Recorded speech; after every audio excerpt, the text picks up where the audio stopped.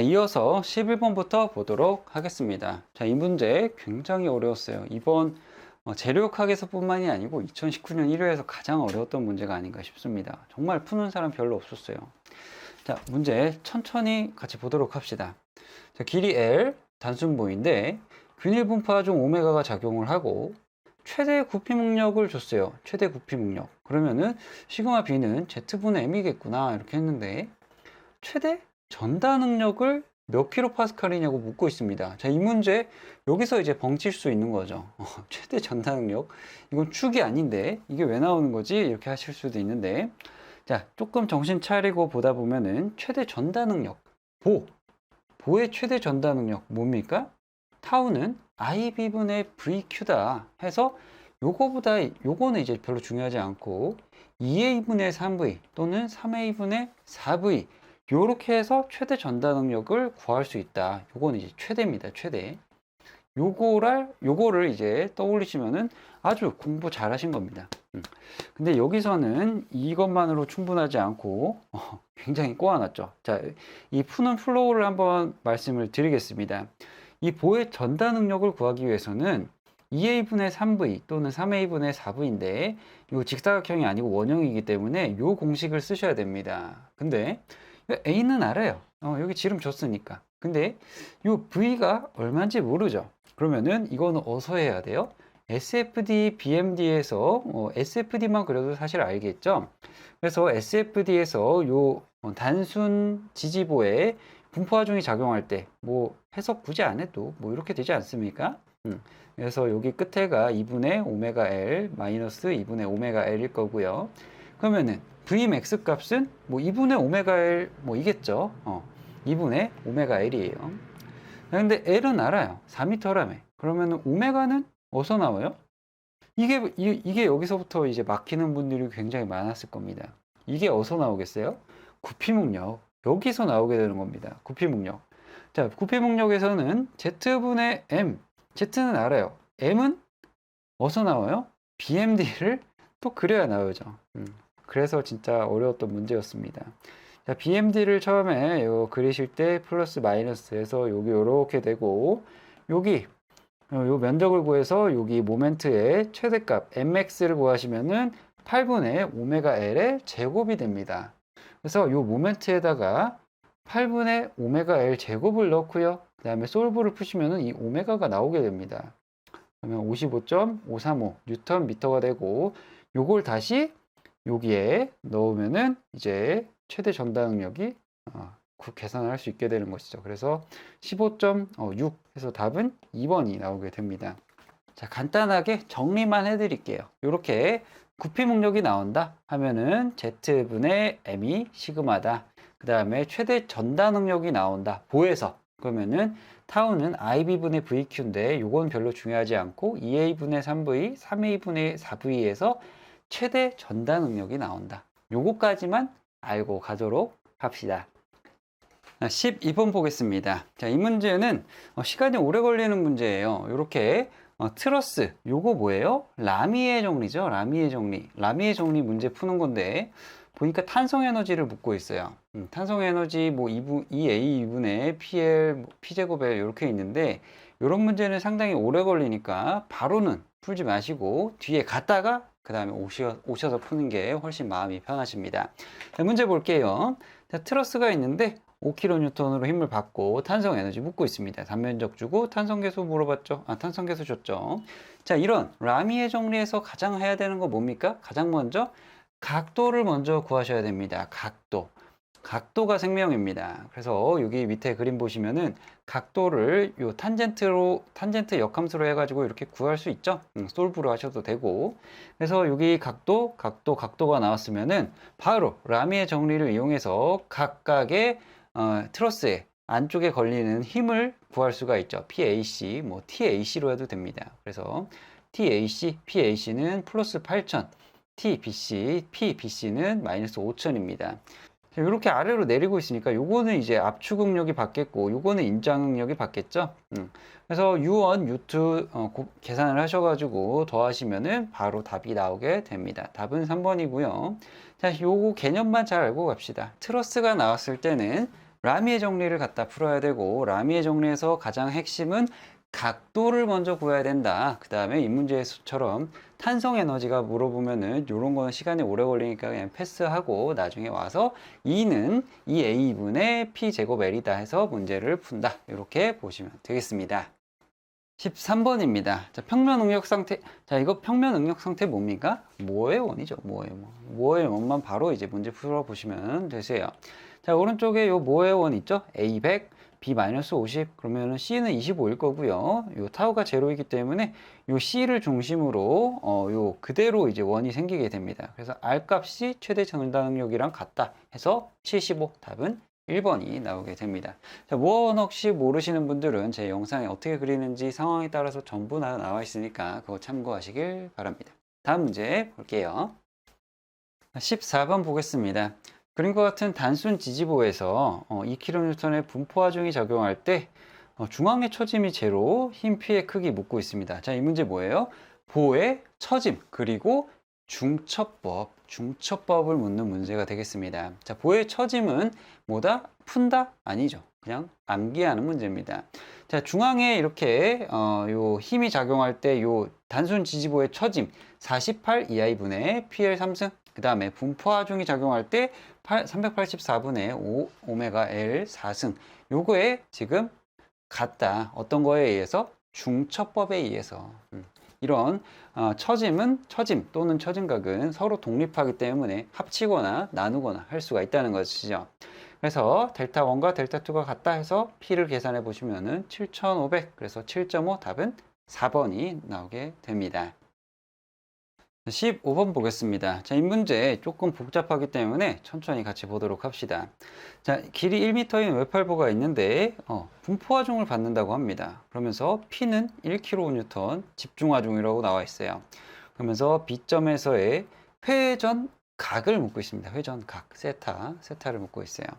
자, 이 문제는 앞서 이제 푼 것처럼 똑같이 회전각, 처짐각 플러스 중첩법입니다. 중첩법.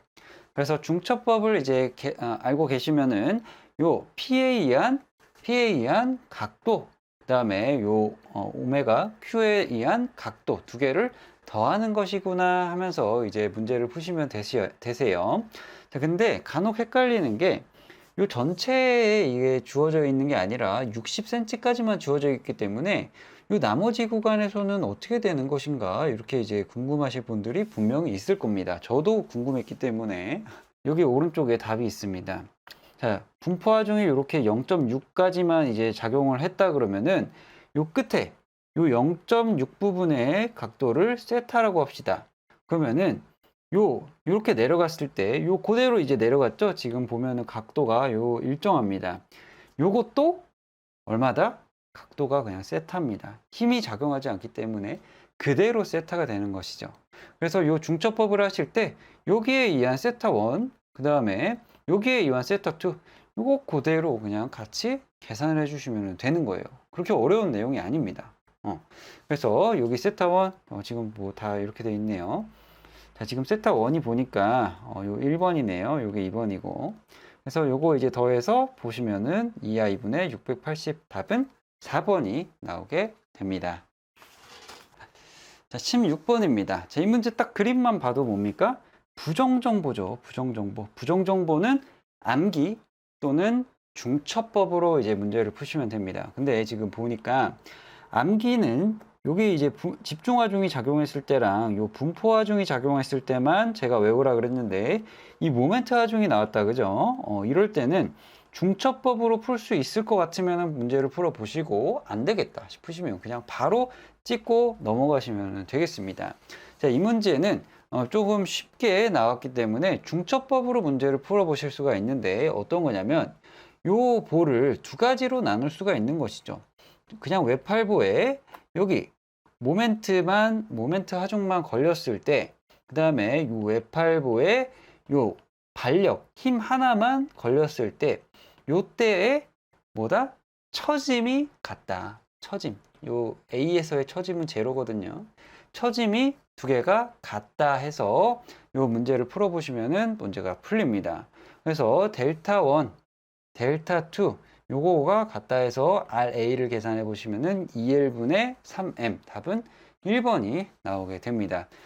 자, 17번 보겠습니다. 자, 이 문제 조금 어렵습니다. 같이 천천히 보도록 해요. 자, 폭 B, 길이 L, 균일 강도 외팔본인데요. 집중하중 P가 작용한다고 합니다. 자, 허용 구피 목록 나왔어요. 자, 허용 구피 목록. 이거 뭡니까? 시그마 B는 Z분의 M이다. 요거 이제 푸는 문제구나. 이렇게 이제 봐야 되는데, 갑자기 250mm 지점에 두께를 묻고 있습니다. H. 자, 이렇게 이제 비전형적으로 나오는 문제들, 이런 거는 그냥 바로 건너뛰시는 게 좋습니다. 실제 시험에서는. 그래서 몇 밀리냐 이렇게 묻고 있어요. 그러면서 일정한 폭을 갖는 직사각형 단면이라고 합니다. 자, 일단 구피 목록이 나왔으니까 이 공식을 먼저 쓰셔야겠죠. 시그마 B는 Z분의 M 딱 써놓고 보면은 두 가지를 다 몰라요. 자, M 몰라요. M 몰라요. 요거는 이제 보혜 해석을 해야 된다. 이렇게 생각을 하셔야 되고. 자, Z에 H가 있습니다. 어디에?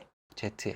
B, H라고 했을 때 이 단면계수가 6분의 BH 제곱 아닙니까? 그래서 여기에 H가 들어있다. 요거까지는 이제 생각을 하셨습니다.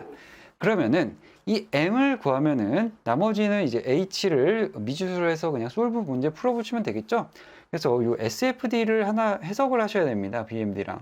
여기 P가 있을 때 여기 발력 RA와 여기 모멘트 A를 이제 계산을 하셔야 돼요.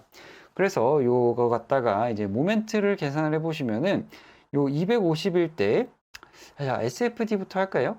여기가 이제 3kN이겠죠? 3000. 그 다음에 요 모멘트 M을 구하시면은 여기가 이제 3000이니까 여기가 340mm. 그러면은 20 뉴턴 미터의 발력이 생기게 됩니다.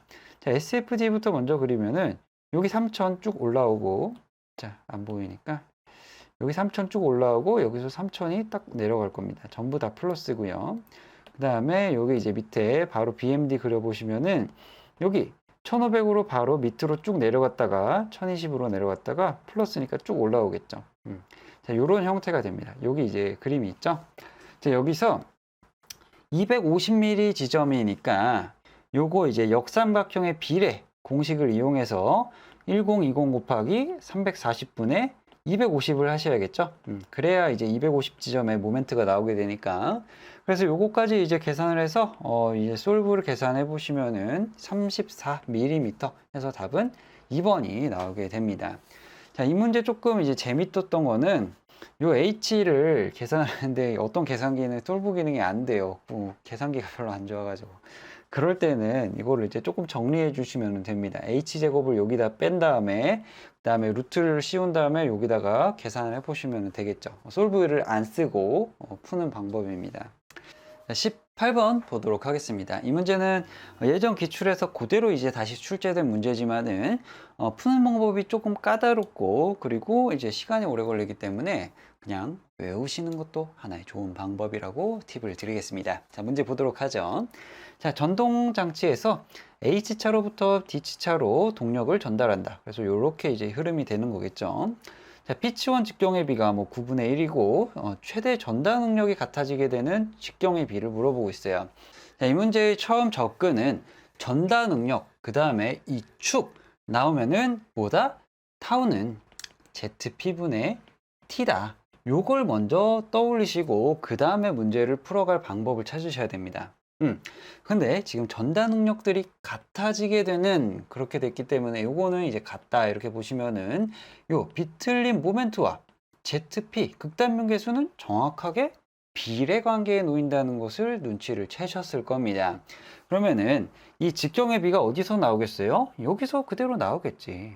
그래서 이 토크 비를 계산을 하면은 요게 나오겠다 요 생각을 하시면 되고, 자, 그 다음에 이렇게 맞물리는 움직임에서는 두 가지 이제 조건이 있는데요. 먼저 이 속도가 같다는 겁니다. 그러니까 여기 지금 B와 C의 원의 선속도는 당연히 같겠죠. 이 지름이 다르더라도 이게 선의 속도가 같아야 이게 동력이 전달되고 미끄러지지 않지 않습니까?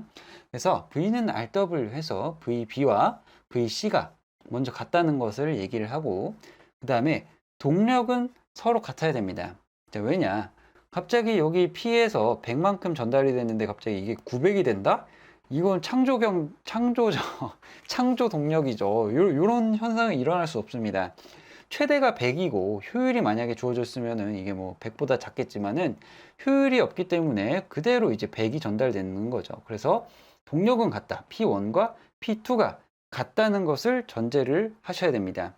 자, 축 그리고 동력. 그러면은 뭐가 나와야 됩니까? 여기 P는 T, 오메가 요 공식이 떠오르셔야겠죠. 여기서부터 이게 나옵니다. 요거는 주어져 있지 않음에도 요게 나와야 되는 거예요. 그러면은 지금 동력이 같기 때문에 T와 오메가는 정확하게 이제 반비례를 하는 관계고, 그러면은 오메가를 찾아야 되는데 이건 어디서 나오냐? 요 속도에서 나오게 됩니다. 자, 어렵죠. 저도 이거 문제 푸느라 머리 터지는 줄 알았습니다. 자, 그래서 요 dB와 dC를 이제 비율을 따졌을 때 요거는 이제 속도가 같기 때문에 역수 관계예요. dC와 d오메가가. 그래서 이게 9분의 1이니까 요거의 역수를 따라서 요것도 요게 이렇게 되고요. 요건 이제 한번 해보세요. 이렇게 하면은 쉽게 풀립니다. 그래서 요 비틀린 모멘트 T와 ZP 요게 비례 관계이기 때문에 요것도 마찬가지로 이렇게 되고요. 그 다음에 ZP에서 직경이 나오게 되죠. 직경을 이렇게 계산해서 보시면은 요 D1분의 D2가 9의 1분의 3이다. 그래서 답은 3번이 나오게 됩니다. 자, 이 문제 제가 처음에 말씀드렸지만 어떻게 하라고요? 그냥 답을 외우시는 것도 좋은 방법이라고 말씀을 드릴게요. 자, 다음 문제 보도록 하겠습니다. 자, 19번입니다. 기둥 문제네요. 부재의 양단이 자유롭게 회전. 요거 뭡니까? n은 1이라는 말이죠. 그래서 뭐 좌굴하중 오일러 공식으로 구하라 이렇게 되어 있습니다. 오일러 공식 장주 P 크리티컬은 n파의 제곱 L 제곱분의 이 I 민입니다. 요 민 I 민이에요. 요거 주의하세요. I 민. 여기 이제 BH 주어져 있고요. 그래서 그대로 이제 문제 대입해 보시면 되겠습니다. 64.3kN. 답은 2번이 나오게 됩니다. 20번 보겠습니다. 웹할부의 균일 분포화 중 오메가가 정기리에서 할 때 처짐. 요거 물어보고 있죠. 답은 3번입니다. 요런 거는 이제 암기 문제가 되겠어요. 자, 3번 이렇게 찍고 넘어가시면 되겠습니다. 자, 여기까지 해서 재료역학 풀어봤습니다. 제가 봤을 때 전체적인 이 난이도는 상당히 높았습니다. 제가 봤을 때는 중상 정도 난이도를 줄 수 있을 것 같고요. 여기서 한 65점에서 70점 정도 맞았다 하시면은 아주 잘하셨다고 말씀을 드리겠습니다. 재료역학이 좀 어려웠어요, 이번에 제. 자, 다음 21번부터 연력학부터 다음 강의에서 이어가도록 하겠습니다. 자, 고생하셨습니다.